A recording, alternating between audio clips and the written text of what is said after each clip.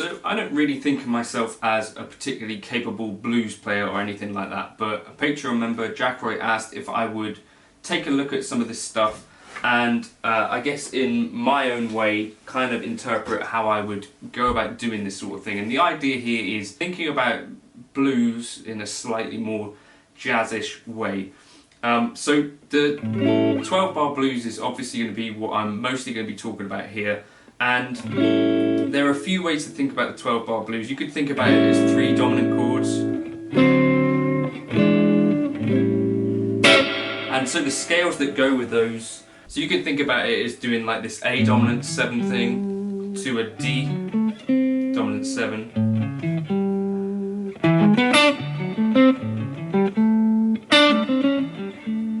And I think that's probably a good way to think about it. You could also think about it being sort of like 3 blues scales. And then for the D.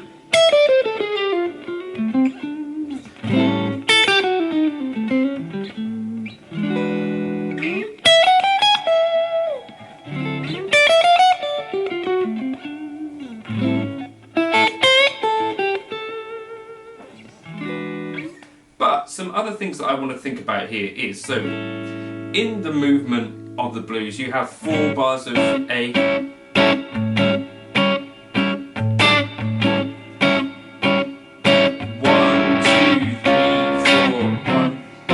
2 bars of D. And what I'm really interested in here, and this is I think one of the best opportunities to kind of do more in a blues, is that kind of moving from the A to the D7.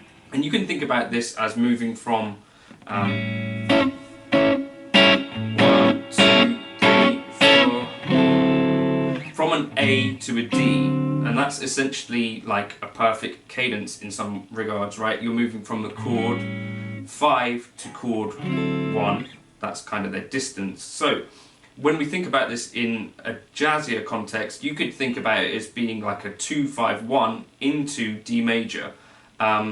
So when you get to that 3rd bar, you can think about doing some 2-5-1 type stuff. So 1, 2, 3, 4, 2, 3, 4, 1,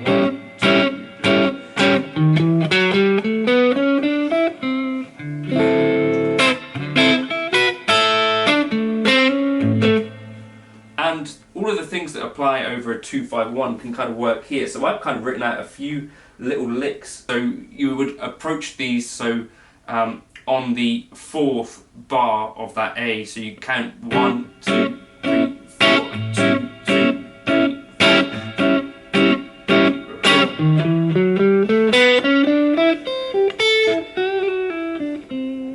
So I've just got a few little ideas like this. So my mental approach for this is when I'm seeing an A7 to a D, I'm thinking E minor 7 to A7. So that's just a quick explanation. So here's one lick, we're kind of approaching the bar. So the actual 4th bar of the A7, we play an E minor 7 arpeggio to like an A7 flat 9, or like a diminished kind of thing. So and then resolve on that A, which is the 5th of D7. So you hear we've got the, so kind of does a thing, or we could resolve up to the 7th, so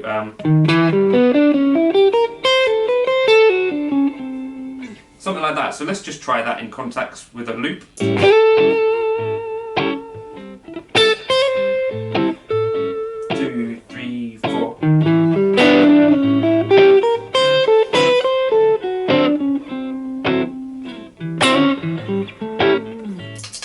So again, just one more time.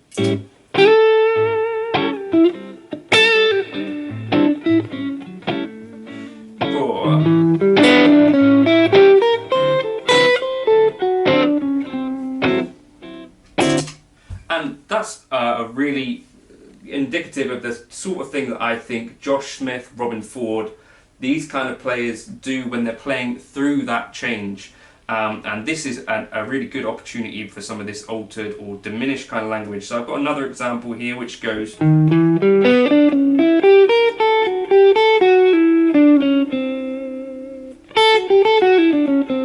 So we get the same E minor arpeggio.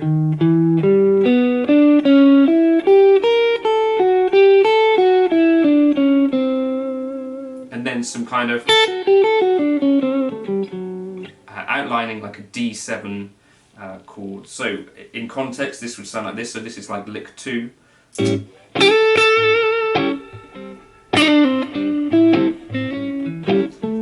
4.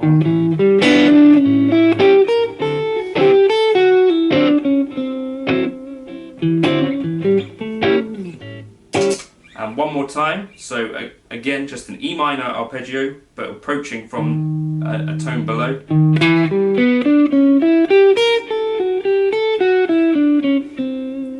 Kind of a jazzy-ish sounding bluesy thing.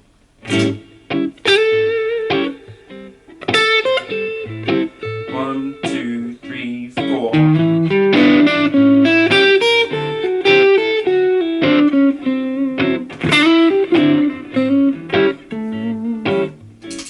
So that's again the mental approach there. I'm talking about an E minor 7 to A7 is what I'm sort of superimposing over that 4th bar of A7. So we're kind of implying that there's some chords that are happening there. One more example just to really solidify this.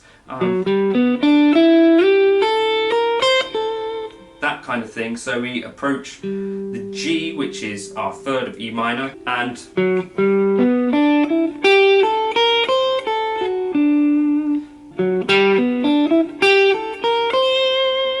you could think about that as either like altered stuff at the top or, you know, diminished stuff. Is kind of up to you.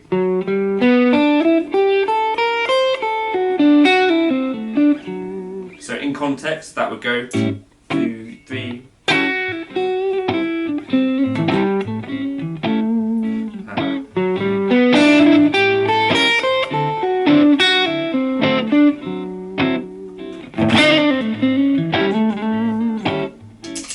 So the same kind of principle, but here we're viewing that A7 as like an opportunity for A altered language. So there's going to be loads of other videos. It's going to be very difficult to cram this in to this, but you know, you need to be thinking about melodic minor or A altered, which is the same as B flat melodic minor, and we're treating, because we're going to be again viewing that as a cadence from 5 to 1. The A is 5 to 1. Our new one will be D. In an A blues, we can treat that as like a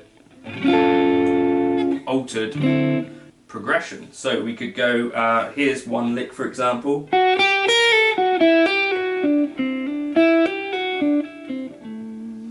So it would go something like this in context, the lick slowly.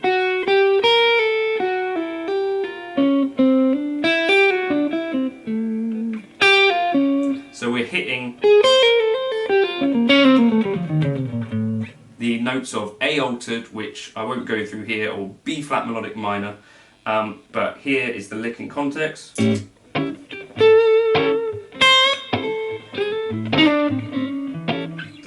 4.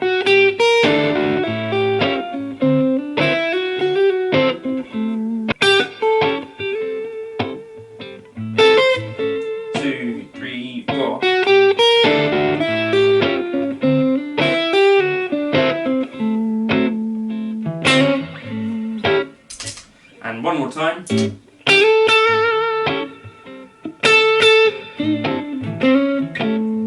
4.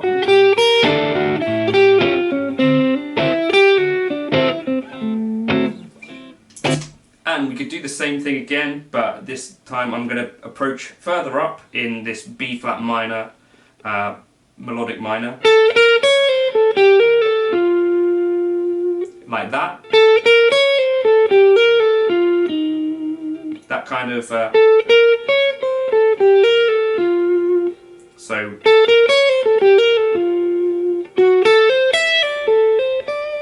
the lick would go something like this.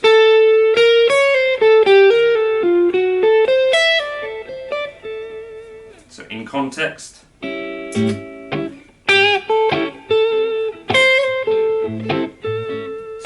3, 4.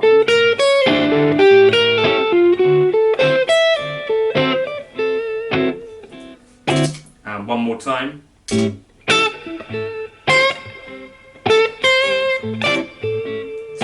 3, 4.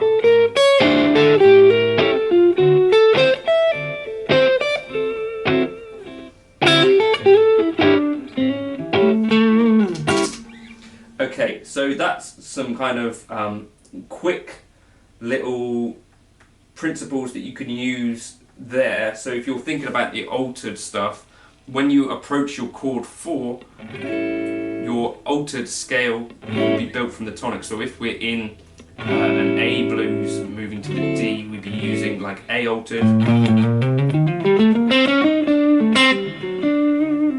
But you want to make sure that you end up landing on a chord tone really of D major. So maybe write these out and sort of plan them a bit.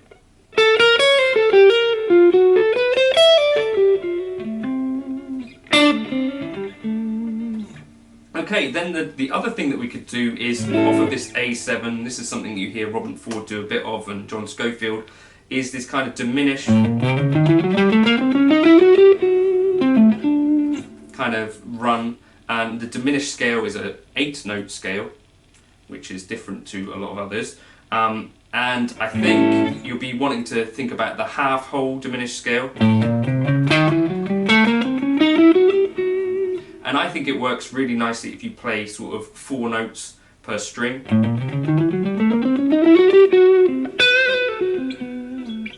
So that's just the scale fragment there that we could try. So I'm going to try this on the 4th bar. I start playing this diminished thing.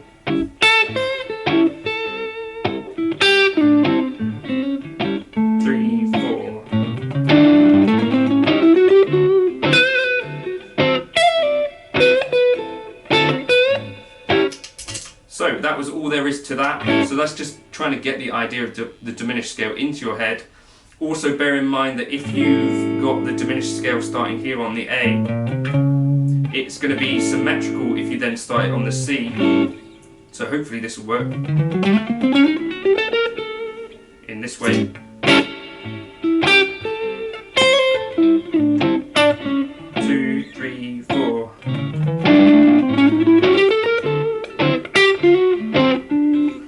So you could start your diminished scale on minor third away, so we could go from this F sharp to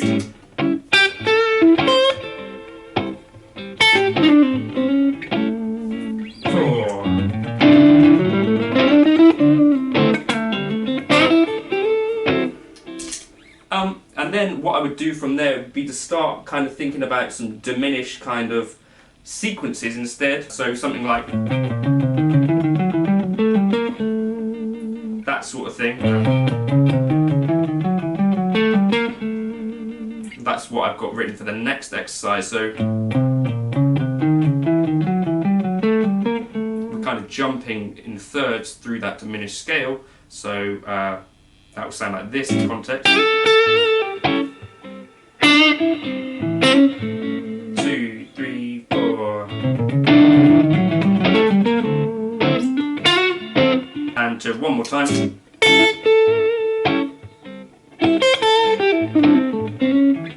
3, 4.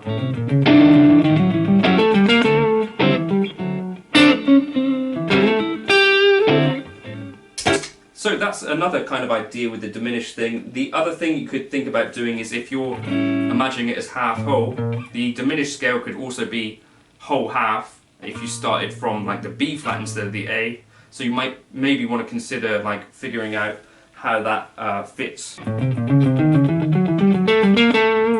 under your fingers if you're starting it not from the root. So in this case it would be,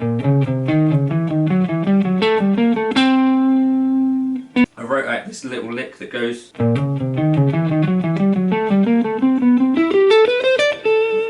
so slowly again we're starting from the B flat and then going up the thirds, but from this whole half perspective instead of the half whole, so we kind of just up the scale half a step.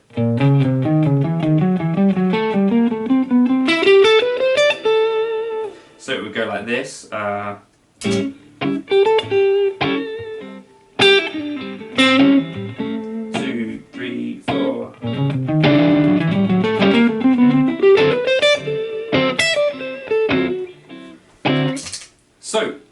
ideas for you there to start off with. So think about this as like superimposing a 2-5-1 over the 1-4 movement. That's one way to think about it. You can also think about that fourth bar of the A, or fourth bar of the chord 1 before you approach chord 4, as being an opportunity for either altered language, but you need to treat that carefully and resolve out of it sensibly. So let's just try and do some of this improv.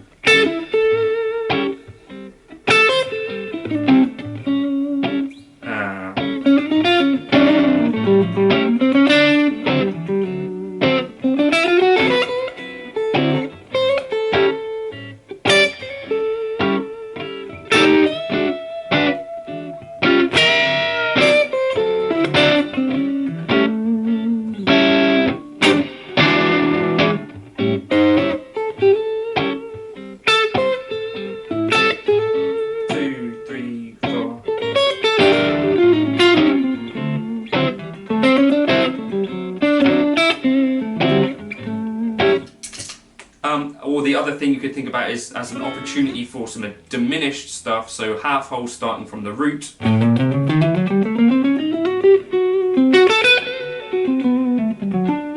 But yeah, that's some sort of introductory ideas about how you might take your bluesy stuff and make it a little bit more jazzy. Hopefully that's vaguely interesting and helpful to at least Jack Roy. I'll put this tab up, and that sort of is going to cover my mental approach for this and sort of the scale choices. Hopefully that'll make things a little bit clearer, and I'll put together a backing track and stuff that you can play along with. Once you've figured this stuff out in A, I think it's obviously then important to take it around some other keys. Certainly you want to be able to play, you know, blues in A, D, G, E, F, all of the keys probably. Feel free to like and subscribe if that was at all helpful, and I'll catch you in another video soon. Cheers!